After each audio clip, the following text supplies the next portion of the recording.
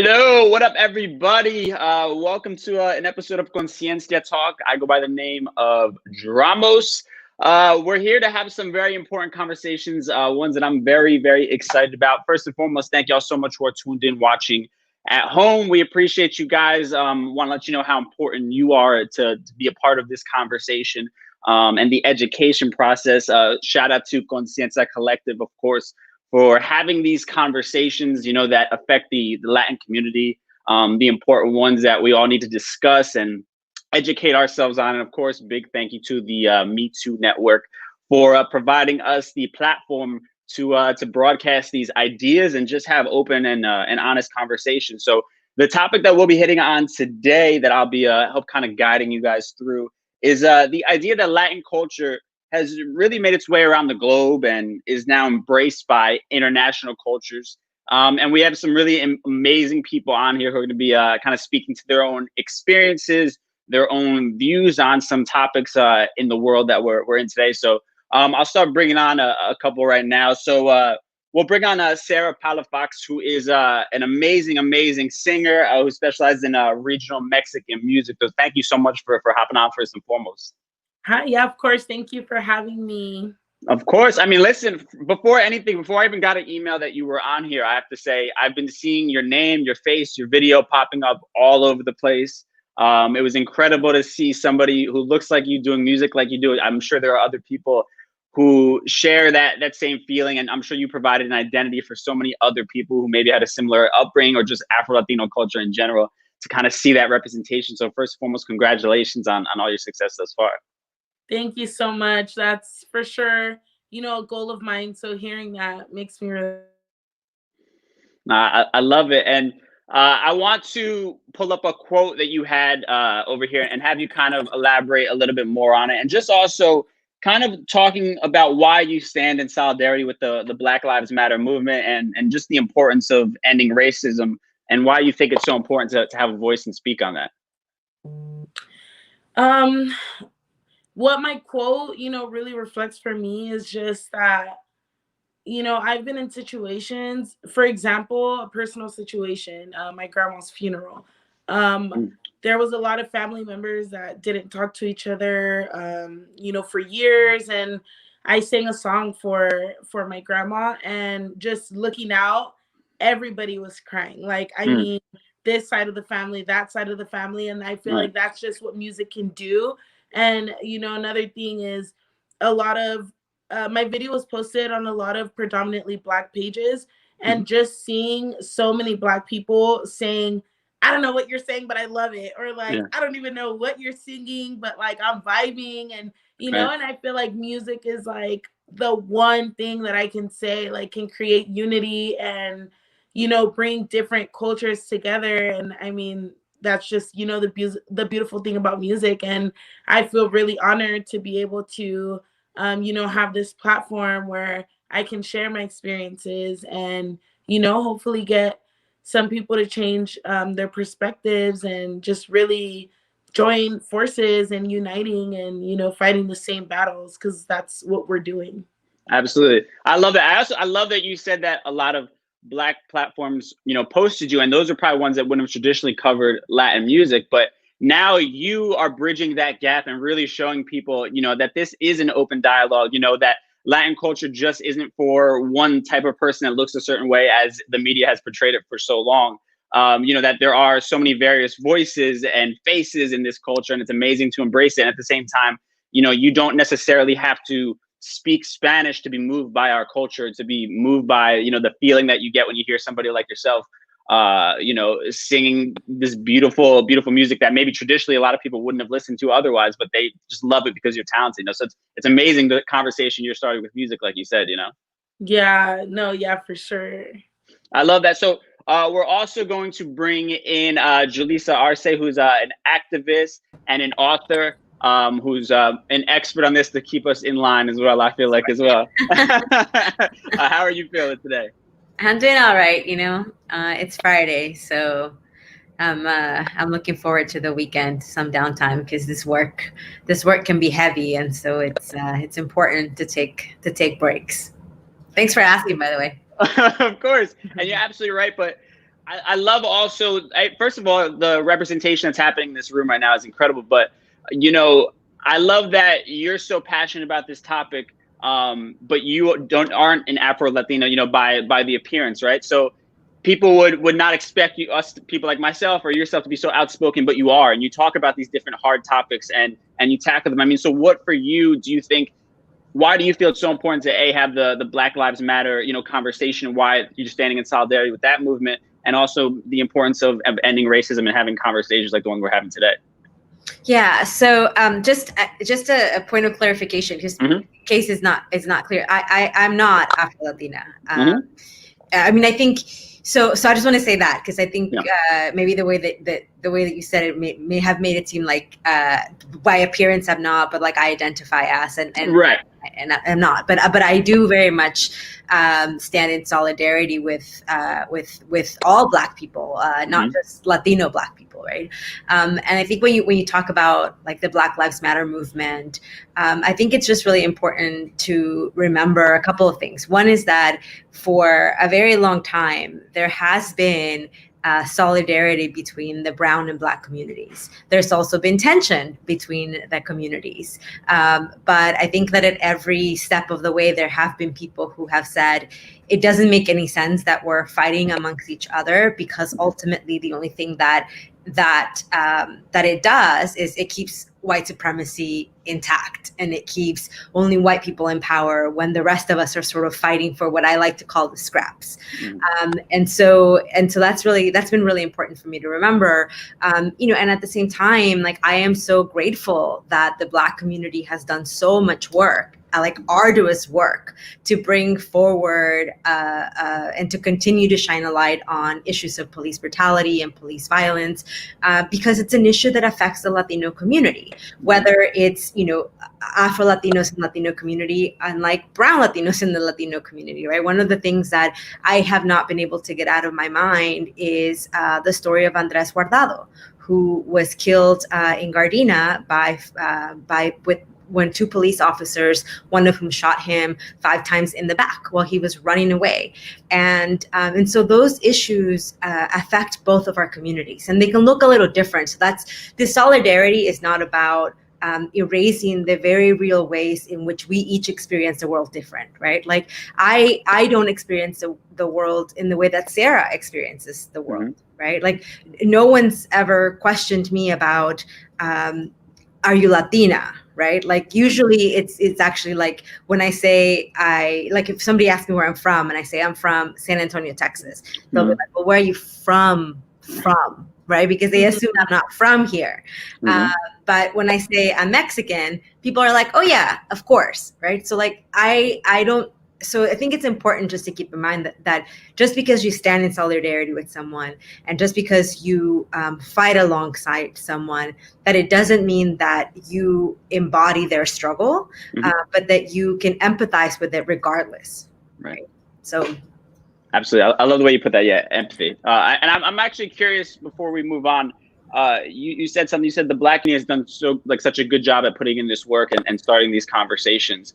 I'm curious from your perspective. I kind of feel like maybe one of two things kind of happens within our own community, because you're talking about, you brought up a tragic story of a young man in our community who was, you know, a victim of police brutality.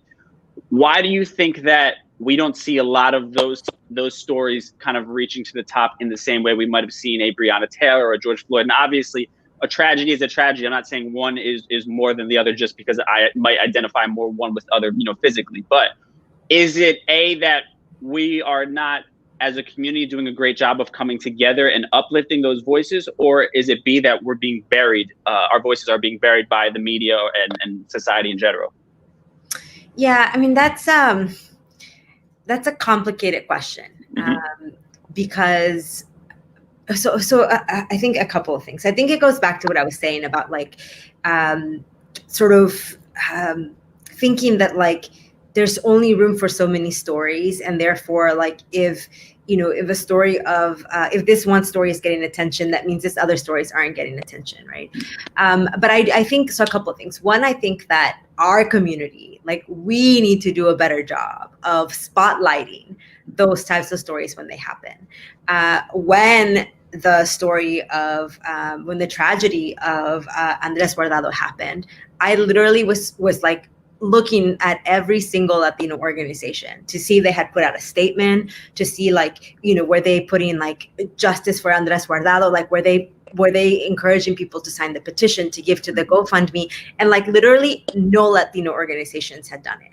Like I mean, maybe, you know, somebody should tell me if I'm wrong about this, but like in the day, you know, the day it happened, the next day after it happened, nobody was doing this. And so, you know, like I like immediately contacted someone to like do a graphic, because I know those types of graphics can like help get attention.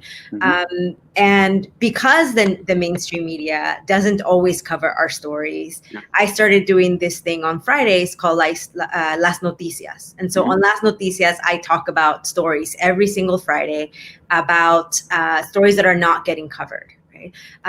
And, you know, guess who did show up for Andres Guardado? The Black community showed up for Andres Guardado, right? When you went to the march, there were so many Black people there that were protesting with us. All sorts of, like, you know, Black Lives Matter LA did a big action for Andres Guardado, and so I think we need to look inward in this case and say, what are we doing to bring attention to these issues? Because it's not going to happen unless we ourselves are putting in the effort. Absolutely. Yeah, I think it's responsibility, you know, taking responsibility for ourselves as well. Now, Sarah, I mean, for you, just, you know, kind of as an onlooker on, I mean, obviously Jaleesa is very involved in activism, those things, so she's constantly seeking out those stories and hearing those things. But for you, Sarah, do you kind of feel like you hear about, you know, these tragedies that happen in the Latin community, or do you kind of share that similar sentiment that they are not being represented as well in the same kind of context? Yeah, I mean, I do feel like they're not being represented, you know, as much as the Black community, but like you both said, I think that's something that we have to look at in our own communities, because, you know, how is it going to get out there? How is the media coverage going to get out there if we're not pushing it? Like, we can't have people pushing it for us. Like, we need to get out. We need to protest. We need to petition and do, you know, all these things. And that's when, you know, the real change will come about. Absolutely. And I love we're seeing some comments start popping up. So if you guys have any questions as well, feel free to leave them in the comments, and we'll try to get to some of those as well. I also just think it's important to, like, the way that we frame things, you know, because I think that the way we frame things, sometimes it does make it sound like we are trying to compare our struggle with the Black community struggles. And I think that's a bunch of bullshit, because like, we shouldn't be doing that, you know? And I like totally agree with Sarah. Like, it's up to us to, like, make that happen, you know? Like Sarah, I've been following you on Instagram, and like, I love all of your music, and like, I have like fought with people on your comments. Like, I don't know if you like recognized it, you know, but that's what it's about. Like, I mean, I see like literally like racist comments about Sarah on her space, like in her space. I'm sorry, but that is her space. And so, like, you know, it's like one of those things, like, if you see something, like, say something, you know? So that's where it starts. Like, it doesn't have to be this big, massive things. Like, it can be like, you know, Sarah sings like beautiful Mexican music, and her voice is beautiful. And if somebody's going to say something negative about it, like, I am going to say something, you know, and then like spend the next 15 minutes like fighting with someone on the internet. But I just feel like, I mean, in that, like, just sidetracking a little bit on that side, okay, if someone's going to comment and they're like, girl, you don't sing good. Like, it's kind of like, okay, well, thanks for your opinion, like, and move on. But it's just when it goes deeper than that, and it goes towards like the color of my skin, and, you know, that's the stuff that is just like, really, like, why? But my block button, man, that thing is going off like all day, because I don't have time for, you know, the negativity. But like, going back to it, I feel like also a big problem is that a lot of, you know, us don't take the time to educate ourselves. And so there's a lot of fear in the Latino community. So when you start bringing up, well, you know, protesting and doing this and marching and, you know, all these things, I feel like, and I mean, this is from personal experience as well, because I have uncles and aunts and stuff that like they have this fear, and that's all because we're just not doing a good job of educating ourselves. Because if we know what our rights are, if we know what's okay and what's not okay, like, then I feel like there wouldn't be this fear. But I think that a lot of us that have, you know, Mexican parents and Mexican families that are undocumented or whatever the case may be, it's up to us to educate them as well, because they didn't grow up with Google. They didn't grow up with like the tools and the access that we have. And a lot of our parents, and they don't understand it. And I feel like that responsibility falls on us to educate them. And yeah, I mean, it's just more of like a conviction within us. Like, are we doing enough? Like, the change starts in your home, you know, and it's so easy to get educated now. It's free. Like, it's all there. We just have to try. Yeah. Absolutely. No, you guys are having some great points here and great dialogue. I also want to kind of, you know, branch off a little bit and also talk about how the Latin culture is so global right now. I mean, Sarah, you're a perfect example of that. And I love, Jaleesa, you were just talking about going to bat for Sarah in her comments about people who are maybe just ignorant to different things and giving her shit, you know, and I can only imagine the things that they're saying. But can you kind of speak to just the globalization of Latin culture and just how diverse of a community that we are? Because I feel like so many people don't realize just how different, you know, shapes, sizes, colors we come in the Latin community. So kind of just talk a little bit about the diversity and how global, you know, the Latin community actually is. Yeah, so I almost take that as two different things. One is like the fact that like within the Latino community, you know, all three of us in this video, in this frame, like we're all Latinos, right? But like I actually like we might be from like different places. Like I wasn't born in the US, I was born in Mexico, and I moved here when I was 11. But like I'm still Latina, right? And I still consider myself like even though like when I go back to Mexico, sometimes they're like, you know, ya pareces gringa, because maybe my Spanish is not like 100% like perfect. But so that's one side of it. It's just the fact is like we all Latinos don't look one specific way, right? We all look very differently. The other part of it is the way that like the world and like in the United States, they're embracing Latino culture, right? With like reggaeton, for example, right? Like people are like getting down to reggaeton even though they don't understand like what the words say, or like what Sarah was saying with like her music, right? Where it's like people don't understand what she's saying, but exactly what she said with like music, everybody can sort of like vibe to it, right? Because the emotion is there for music. So it is certainly something that people are celebrating, or like, you know, even though when I think about like salsa, like not salsa, but like salsa that we eat, like salsa is the best selling condiment in the United States, even more than ketchup. And that's been the truth for like a decade now, that salsa outsells ketchup, right? Or like tacos are now becoming like as American as like pizza or hamburgers, right? I mean, even like on Tucker Carlson, he was like trying to say that tacos are American and like not Mexican. First, I mean, he's wrong, because tacos will always belong to Mexico as the author of American Taco, right? So tacos will always be Mexican, but at the same time, like they're becoming very American, right? So there is, so there's this embrace of Latino culture. I think though we have to be careful that embrace doesn't become appropriation, because I have seen that, you know, I have seen like people on Instagram pretty much like saying they like invented tortillas or like, you know, gluten-free tortillas. And I'm like, corn tortillas have always been gluten-free. Like it's just corn, you know? Right. So we have to be careful about that. Yeah, I do want to dive into that. Before we do, I want to get Sarah's perspective on this, because somebody working in the music industry, the pushback that I always got from radio programmers or, you know, whomever it might have been, was that, well, the music's not in English, so English speaking people aren't going to like it. And then, you know, you see this all the time, that there's always a couple records that break through, whether it's Don Omar Danza Kuduro or Mi Gente J Balvin. It's like people don't give a damn what language it's in. It's a vibe. You know, they feel the music. And so, Sarah, I mean, can you speak to a little bit? I think the internet, obviously, you've gone viral with your music and your videos. Talk a little bit about what you've seen from fans that might not even be Spanish speaking, embracing your music and becoming huge fans of yours.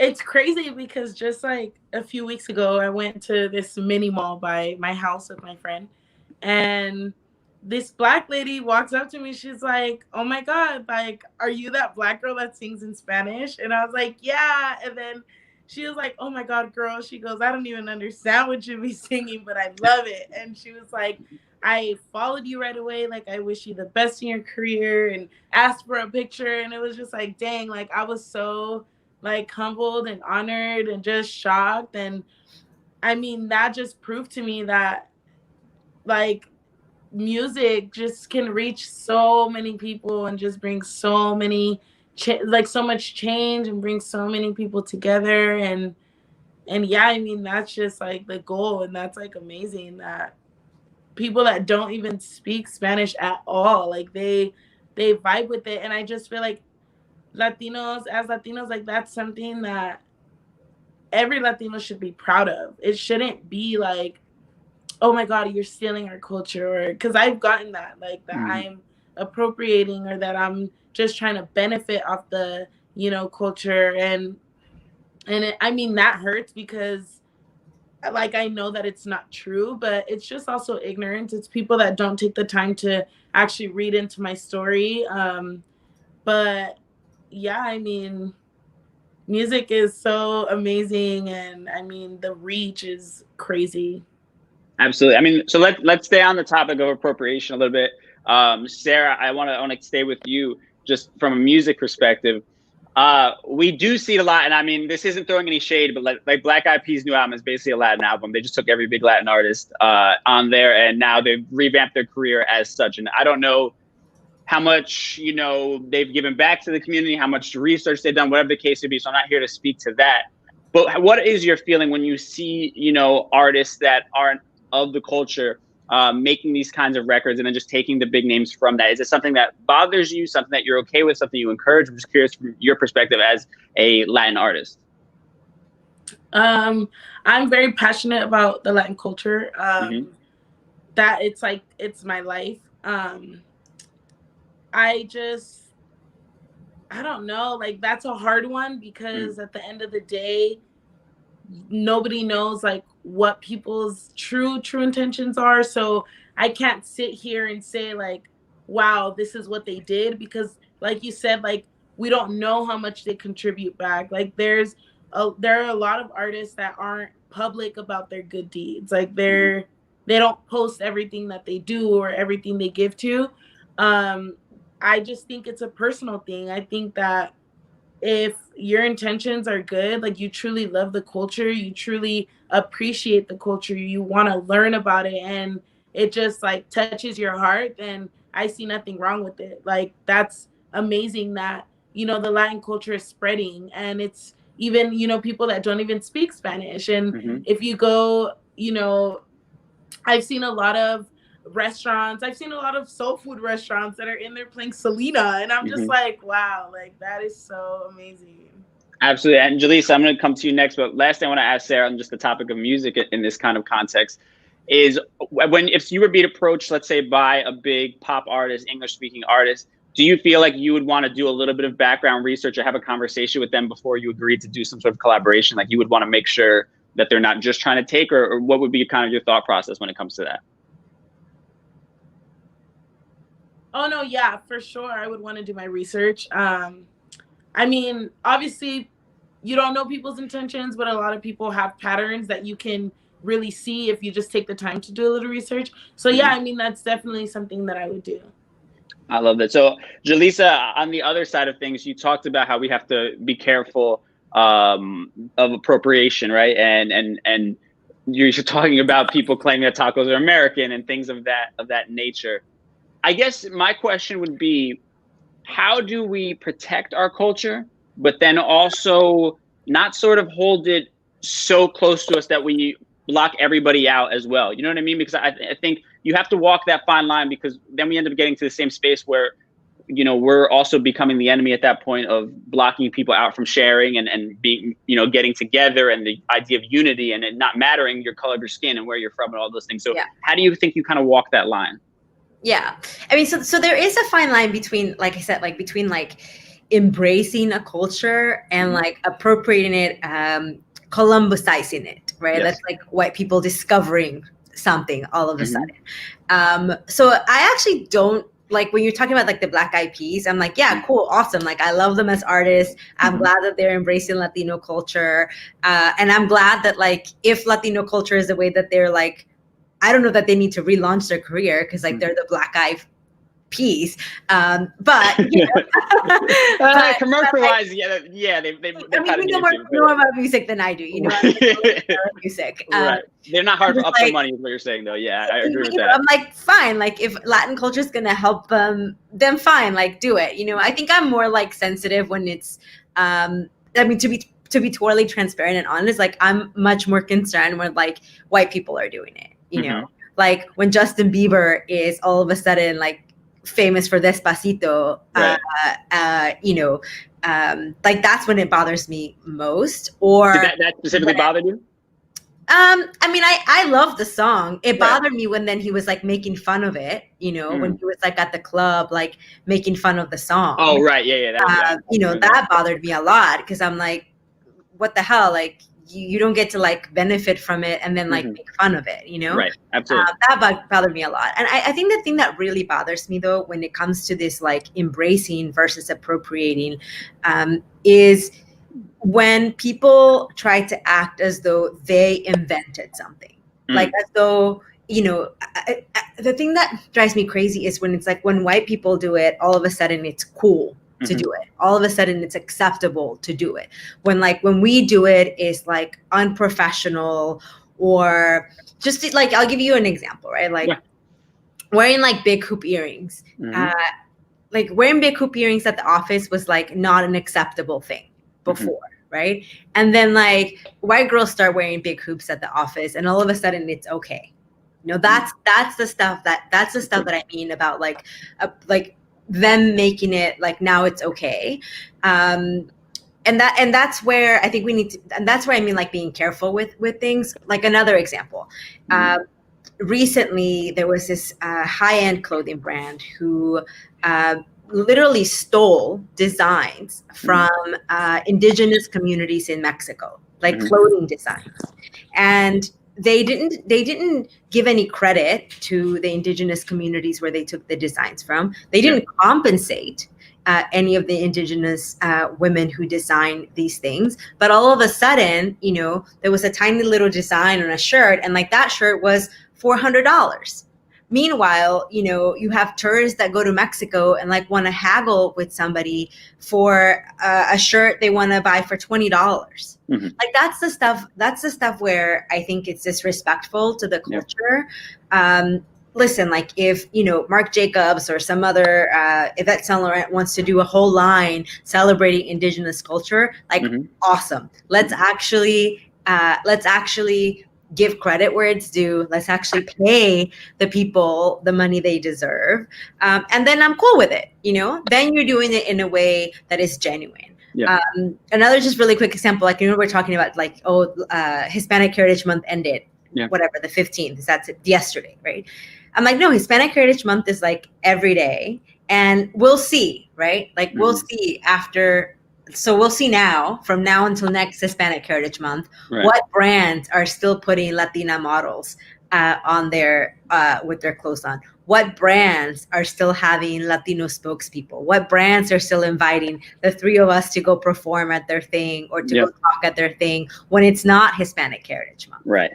Absolutely. No, I agree. What do you, Sarah, do you have any thoughts on kind of what she's talking about? I mean, whether it was the Justin Bieber kind of, you know, benefiting from that song and then also mocking Spanish culture to a degree, or even just being ignorant to that he was being offensive to a degree, or even just, I'm sure you're getting a lot of, you know, brand offers or brands reaching out wanting to work with you. is there a reaction to you thinking maybe these people are just doing it because it's the flavor of the month, because it is Hispanic Heritage Month, or if these are hot button topics right now to have somebody of color representing your brand? Kind of what are your thoughts on all of that? I mean, I personally, I have had people that reached out to me, when my video went viral, but they're the same people that I was having conversations with a year ago that didn't want to give me a chance. And so I do feel that way. It's like kind of like, okay, only when it benefits you.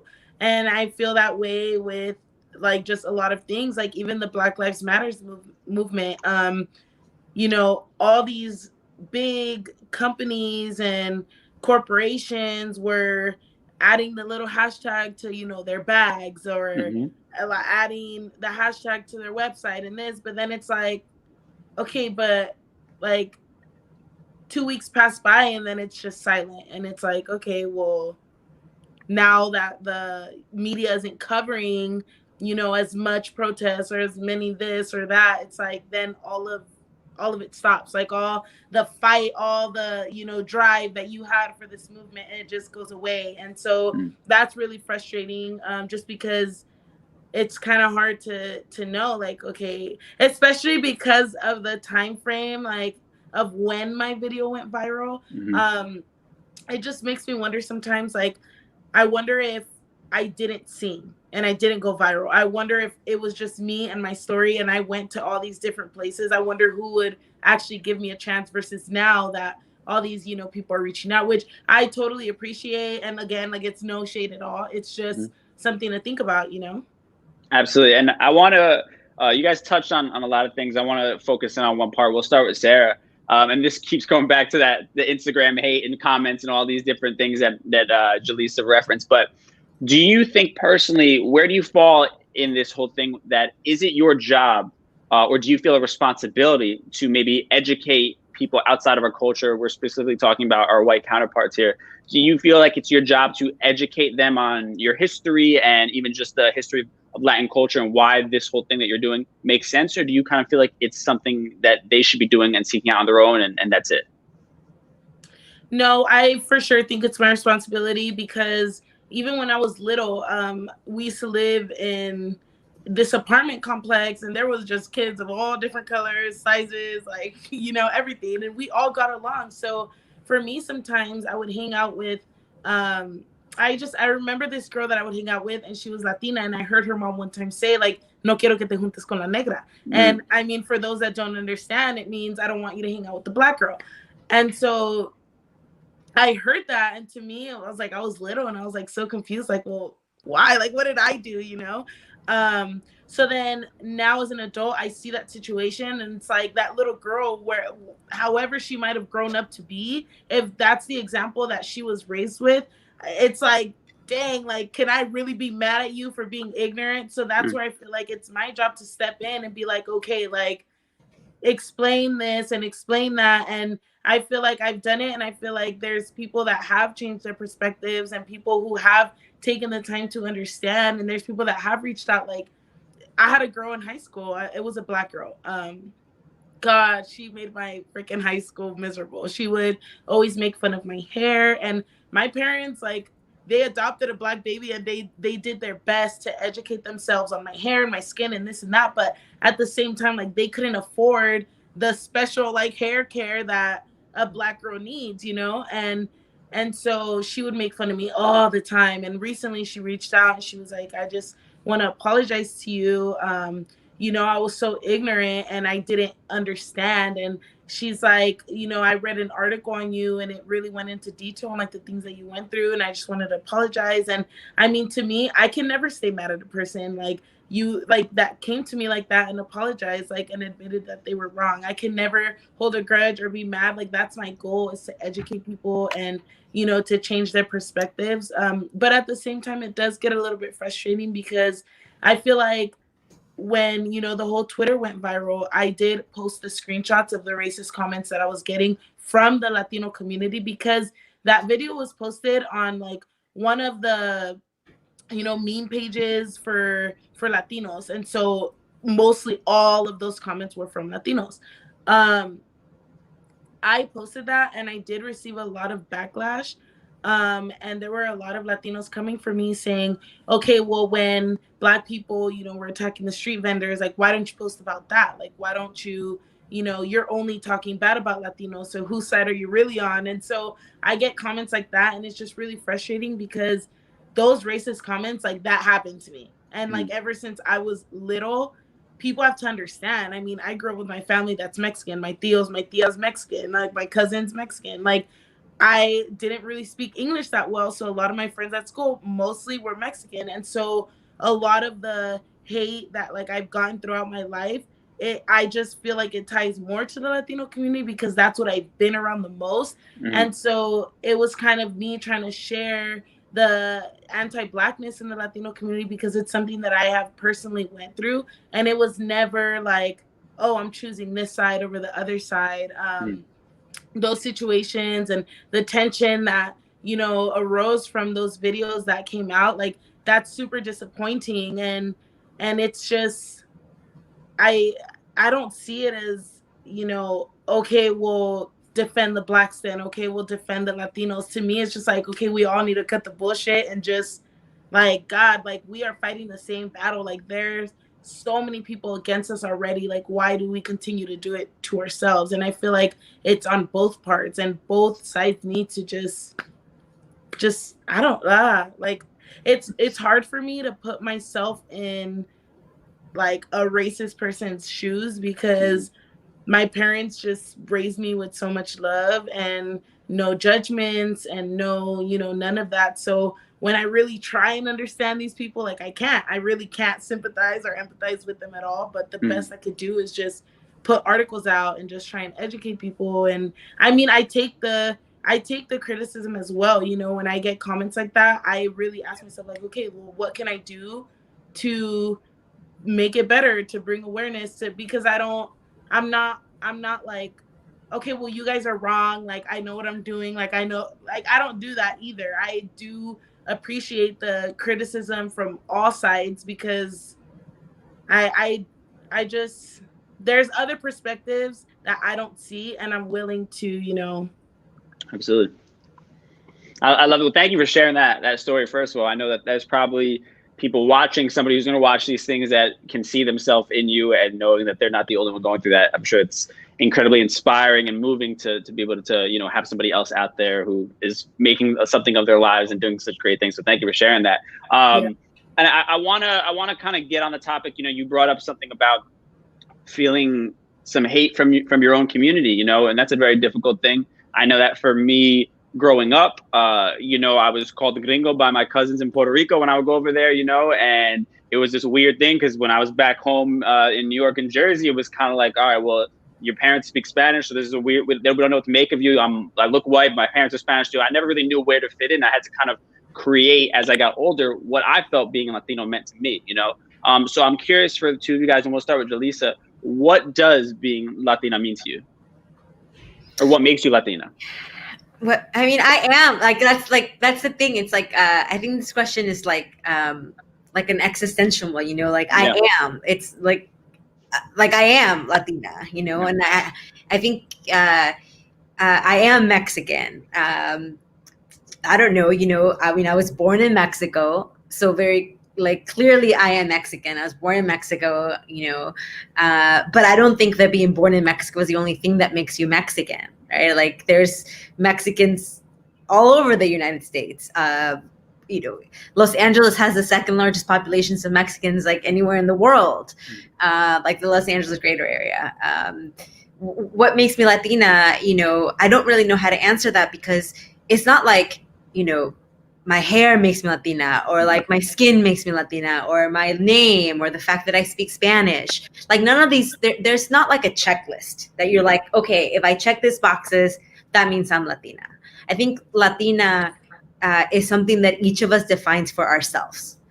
What it means to us specifically. I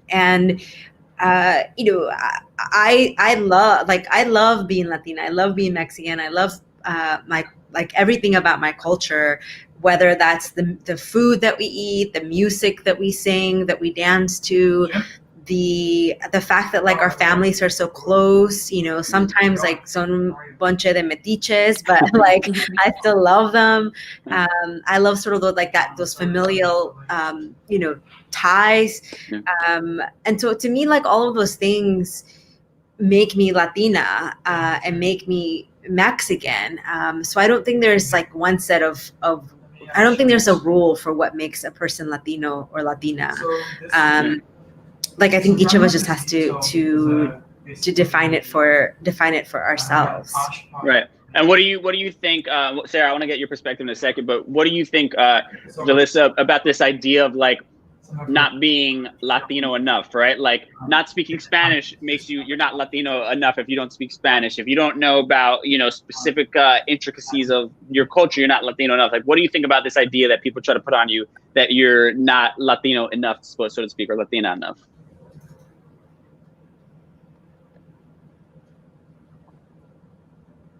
So we have Jalissa, you hear me? Yeah, I can hear you. Sarah, Okay. Did you hear that? No, I think you lost the question. I'll repeat it though. I mean, there's this idea of people try to say, oh, well, you're not Latino enough, Latina enough, and they try to put like these different benchmarks, right? So it might be, oh, you don't speak perfect, you know, fluent Spanish, so you're not Latina enough. And you kind of mentioned before when you go to Mexico that you might get maybe made fun of a little bit because your Spanish might not sound perfect in comparison to people living in Mexico right now, right? So do you believe in any of that kind of stuff? If there's this benchmark, what do you believe it's total BS? Like, what do you say to people who try to make those correlations of like, you know, oh, I'm more Latino or Latina than you are? Yeah. Well, the thing about Spanish, the thing that people have to understand is that, you know, back like in the 60s, like 50s, 60s, people, like kids were not allowed to speak Spanish in school. Like they would get hit. Like I'm thinking about in Texas, right? In Texas, kids would get hit if they spoke Spanish. Mexican kids and Puerto Rican kids were segregated in schools because they spoke Spanish, right? So school districts would use not being able to speak English as an excuse to segregate Mexican and Puerto Rican kids from like the white kids. Yeah. And so there's this sort of like trauma, this generational trauma that exists about speaking Spanish. And so what happened is that there's a whole generation of Latinos who didn't grow up learning how to speak Spanish because their parents were trying to protect them from the racism and the discrimination that they faced because they did speak Spanish.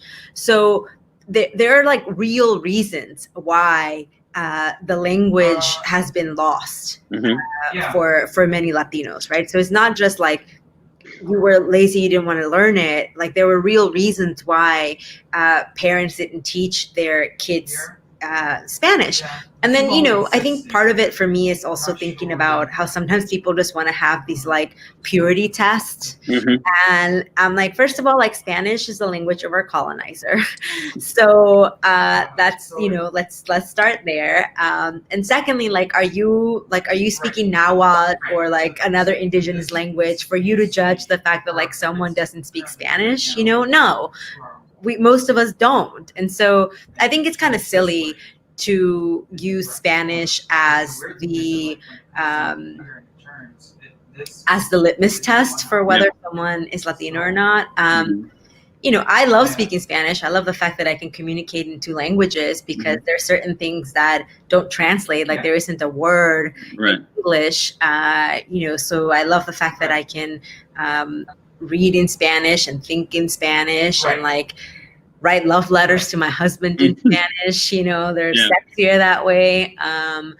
So yeah, but I think it's silly to just say like Spanish is the thing. It's interesting because I'm literally having like this oh shit moment right now as you're speaking, because my parents, both fluent in Spanish 100%, spoke it to one another, but would always speak to me in English growing up.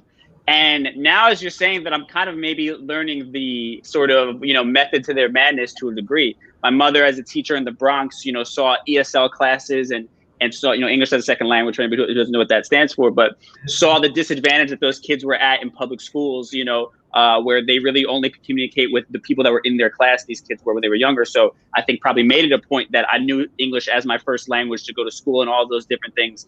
And it's definitely something I've always struggled with and I've had to come to terms with as an adult. And it's something I'm working on and practicing. But it definitely gave me this insecurity in my own sort of body of like, where do I fit into this whole thing? Because here are my parents, my dad born and raised in Puerto Rico, and they both can speak perfect Spanish, write it, and all those different things. And I can't communicate in that same way to them, at least, when I want to in that native tongue and sound natural doing it, So I've always been self-conscious about my own Spanish to a degree. And not to make this about me, this is just my little story. I think you brought up a great point. And for anybody at home watching or whatever that kind of feels that way and shares that, I hope that, you find some sort of solidarity in me being able to speak about that as well. Now, Sarah, I think of all of us, it's probably safe to say you might have the most complicated relationship when it comes to this as far as the outside looking in and people trying to figure out where you fit into this whole thing, right? As somebody who was adopted by Mexican parents, and I'm assuming that they probably don't look like you, right? So I'm sure that there was all kinds of things that you had growing up that you had to deal with. I mean, kind of talk about where you feel like you fit into Latin culture, what makes you a Latina and all that kind of stuff. I feel like people's biggest insult that they think they could tell me is that I'm not Latina, and they only base it on my skin color because really, I mean, change the skin color on me and it's like nobody's gonna have anything to say, So with me, they just see that I'm Black and that's it. Like that's what makes me not Latina, or not Latina enough. And it's just like, there's people in Mexico that look like me. Like I know that like in my blood, I'm not Latina. Like I know that I'm not stupid. Like I don't tell people like, no, like there is Latina blood running through my veins. Like I don't say that, but they just don't understand. Like there really is though. Like and it's just people that are just so like uneducated. And I mean, not even with the darker skin tone either. It's blondes, güeritas con los ojos azules, and they're like, no, you're not. Like, And I mean, that's just stupid because kind of going back on like what makes you a Latino, like you said, Jalissa, it's just everyone's personal experience because for me, I can, meet up with a friend and we could be like, oh yeah, Saturday morning cumbias, like I knew it was cleaning day, like we can say that to each other. And for us, it's like, damn, like that makes us Latina. But I can go to, someone else that's Latino and they don't share that same connection. But for them, their connection might be something different. Like, oh, like, I don't know. I just posted like the glamour shots. I'm like, whose mom? Who else's mom has a glamour shot hanging in their house? And it's like, so many people are like, oh yeah, girl, like that's a Latino mom thing. Like me too. So I just feel like it's just your personal experience. Like everyone, every Latino has their quirks, their traditions, their, because it's not just me. I grew up with, the Zacatecano culture and nopales and tamborazos and all that. And, there's other Latinos that didn't, grow up with that. So for me, what makes me Latina and what makes me feel Mexican, it's not the same for someone else. So it's different for everybody personally. No, I absolutely love that. Jalissa, I want to ask you, this is a question for both of you guys, but what is your favorite part of our culture? Like what is one thing, if you could, somebody from the outside looking at you maybe saying, I want to start learning about Latin culture. What's one thing you'd be proud to point them to? I mean, there's so many things we have to be proud of, obviously, but what's one thing you specifically would like to point them to kind of check out? One thing, it's so hard to pick. It could be something personal to you as well. Yeah, one thing I was thinking about is that whenever you see like memes that are like making fun of Latinos because there's like 20 of us in like a Prius or something, or like 30 people living in an apartment, and people usually look at that and like make fun of us for it. Where what it actually tells me is about our community is that we would rather be uncomfortable, cramped, sleeping on the floor than like leave any of our family behind. And that I think is the most beautiful part about our community. It's just all the all the lengths that we're willing to go through for our family and for those that we love. That's beautiful. Sarah, what about you? It's kind of on the same page. We used to do mission work at my church, and I remember we would go to Tijuana, and the kids like had their little piggy banks, and it was the last of what they had, and they would leave, and we'd be like, where'd they go? And then they came back with tacos for everybody, and it's like they used the last of what they had, and it's like every time I go to Mexico, it's that way. Like even here in the little tienditas and the markets, like it's just so like welcoming. Honestly, that's what I love. Like I know there's flaws in every community, but for sure, like the just embracefulness. I don't know if that's even a word, but just like the way the culture like has embraced me, because even with every negative comment, there's like 100 positive comments, and that just shows that like it's just such a beautiful and embracing and loving culture, and that's what I'm most proud of. Yeah, I love that. It just made me think. Sorry, it just made me think about like the saying that, you know, like when I go to Mexico now to visit like my family, and like my tia will be like, oh yeah, come over for dinner. And then I'll be like, okay, like my mom and my brother and my sisters are going to come too. And she's like, pues sí, tráetelos, por lo menos un taco de frijoles tengo, you know, like at least like a taco made of frijoles, like I'll feed you, whatever. Like, so to your point, Sarah, like it is about sort of like, it doesn't matter. Like we'll share whatever we have. And I love that. Yeah, I love that we're highlighting that. Like the warmth and embrace of just the Latin people is something to be said. I mean, even you can go back as far as the writings of fucking Christopher Columbus talk about the Taino Indians and just how those people embraced him, you know, even from the start, even unfortunately, obviously what happened, but it just shows the roots, and it makes you angry to a degree, right? It's easy to get like frustrated about that, but at the same time, I also just think it's so embedded in our roots, and that is such a beautiful thing to be proud of, that even in the face of a scumbag like that we were, you know, that our ancestors were just so giving and all of those things. You know, I think it's just incredible to think about. So we have an audience question. So they wanna know, do you think in Spanish ever? So we can start with Jaleesa. You can go ahead. Yes, I do think in Spanish sometimes. I remember, I actually wrote this in my book, my Underground American Dream. I wrote about the first time I actually dreamt in English. And that threw me off. I was like, oh my God, I speak English now because I dreamt in English. But now, I mean, I think I mostly think in English just because like everything around me is in English, right? Like the TV that I watch is mostly in English. My husband and I do speak to each other in Spanish. Right. But we kind of switch back and forth between English and Spanish. But it's funny what happens like when I go to Mexico and then everything around me is in Spanish. I like start thinking in Spanish. You know, it takes a few days, but like within a few days, then all my thoughts are in Spanish. And then when I come back to the US, it takes me like a few days to start thinking in English again. But so it's like it kind of switches back and forth. No, it's facts. Whenever I go to Puerto Rico, somehow I just start speaking Spanish, and then I'm like, wow, I actually know more than I thought I did. It's a very proud moment, and I come back here and I lose absolutely all of it. But Sarah, what about you? Like, what's your go-to? Do you find yourself thinking in Spanish a lot of times? I feel like mostly all my thoughts are in Spanish. Like anytime I do something, I'm like, oh, pendeja. Like I feel like it's always in Spanish, but that's just because my parents, they only speak Spanish. And I mean, every time they would talk to me, it was always like, contéstame en español. Like, so it's just, I'm so used to it. Yeah, absolutely. And somebody from the audience also wanted to ask Sarah, is there somebody that you would ever want to do a duet with, and would you rather do it in English or in Spanish? I really, really, really would like to do a duet with Edwin Cas from Grupo Firme.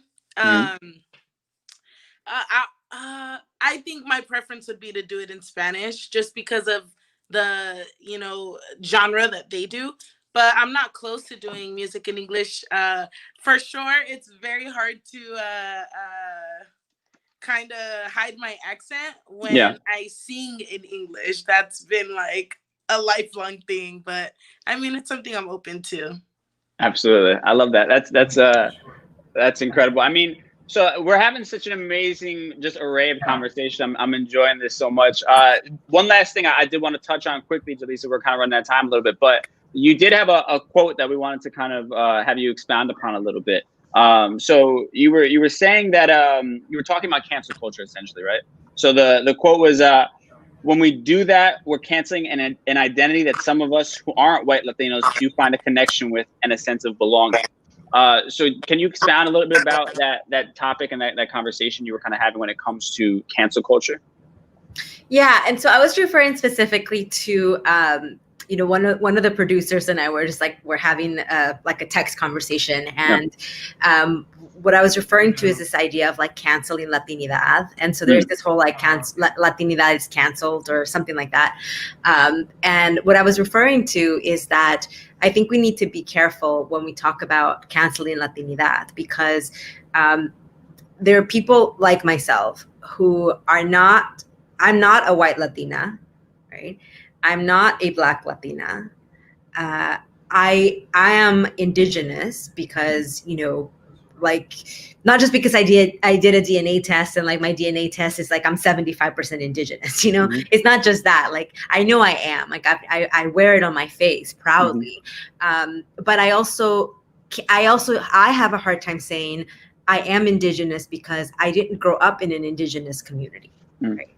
I didn't grow up facing the same racism that indigenous people like in Mexico face. That do still like wear their indigenous clothing, that still speak their indigenous languages.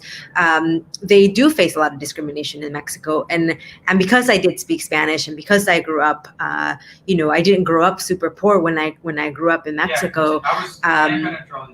I have a hard time sort of saying I'm indigenous, right? Yeah. So for me, as this Latina, or as this Latina who's not white, who's not Black, who is indigenous but is not, like I have found a sense of belonging in Latinidad and with Latinos, right? Whether that was in Texas with the Mexicans in Texas, right. When I lived in New York for 10 years, and I found such a belonging with like Dominicans and dancing bachata in Washington Heights, and now in Los Angeles with like the Salvi community here and like the Mexican community here, and so I think it's important just to keep in mind that like when we make this just broad statements like Latinidad is canceled, that we really think about that we're canceling an identity that is not just for white Latinos. Because I think that's what the conversation has become, that Latinidad is for white Latinos. And that's not true. Like, that's not the entirety. It is true to some extent. It's not the entire truth. And so that's what I was referring to when I said that. Because, I'm just sitting here being like, so what do you guys want to call us then? And it's okay if, like, I think, and Sarah, you said this really beautifully, which was like every culture and every community has flaws. And so for me, it's sort of understanding that I don't want to cancel Latinidad. I want to look at it with a microscope and figure out what is wrong with Latinidad and try to fix that, right? And try to make changes to it. But I personally don't want to cancel it. Like, I want to... I want one day for somebody to look at this screen and say, yes, Latinos, all of them, like that's what I would want versus like somebody looking at the screen and being like, Latinidad canceled. Right. Yeah. No, I love that perspective. And listen, I can talk to you guys for like next 4 hours, but obviously it's Friday night. We got shit to do. But so last thing I wanna end on this to a degree. Sarah, why don't you give us? You're talking about your Saturday morning music. Give us some good Saturday morning music because my apartment is a mess right now. I got to do some cleaning tomorrow. So what should I be? What's some recommendations maybe you could give me to bump in the apartment while I do that tomorrow morning? You want me to sing it? Hell yeah, even better. You Absolutely. want me to tell it to you? Let's do both. Dang, I feel like oh my god, that's hard. There's so many good cumbias. So but for sure, many. One of my favorites is Capulla y Sorullo. get a little taste? Había una vez en mi pueblo un matrimonio, rubio como la mantequilla. Yo puedo dar mi fe y mi testimonio, que lo que digo no es ninguna mentiría. Ta-na-na. And then maybe I'll do a cumbia cover soon. So yeah, I love it. Listen, amazing guys. This has been absolutely incredible. I feel like I've learned so much. I hope everybody watching has learned so much. I just love the openness of the dialogue that we're having. These conversations are so important, and the amount of self-reflection that we just did over the last hour, the amount of educating for anybody that maybe is not super familiar with the Latin culture, or maybe somebody who is Latin and just wants to feel closer to their roots and these ideas and how they can identify themselves within our culture. I feel like we did a really great job of doing that. So a salute to you guys for doing that. You know, you guys were amazing. Sarah, Palafox, I appreciate you. Lisa, I say thank you guys so much. This has been absolutely incredible. Okay. Thank you. Of course. And now a big reminder, of course, important election coming up in just a few weeks. So make sure you get out there. It's one thing to use your thumbs and to bitch and moan on Instagram and on Twitter and all these different things. But if you don't take yourself out there and actually make your voice count and your vote count, then all that doesn't mean shit. You know, it's all just lost on the internet somewhere. So make sure we put that to action and we put people in office that, you know, will hopefully begin to make the changes that we want to see and will make America great for all of us truly for the first time. So thank you guys once again. I appreciate you. Conciencia Talk, November, season 3 of it is happening. So make sure you guys tune in. Thank you once again to the Me Too Network and everybody for tuning in at home. Thank you guys so much. This has been incredible. I can't say that enough. So I appreciate each and every one of you guys. Make sure you give these ladies a follow as well. They're doing incredible things, incredible work for our community in their own way. So man, thank y'all so much. We appreciate you. Thank you. Thank you. All right. I guess that's it. Dramos, this has been Conciencia Talk. Make sure you follow at Conciencia Collective, at We Are Me Too. You guys want to shout out your socials as well? I'm at Julissa Arce. I am at Carne Asada. Perfect. I'm at DJ Dramos. Thank y'all so much. Conciencia Talk. That's it. Everybody have a great weekend.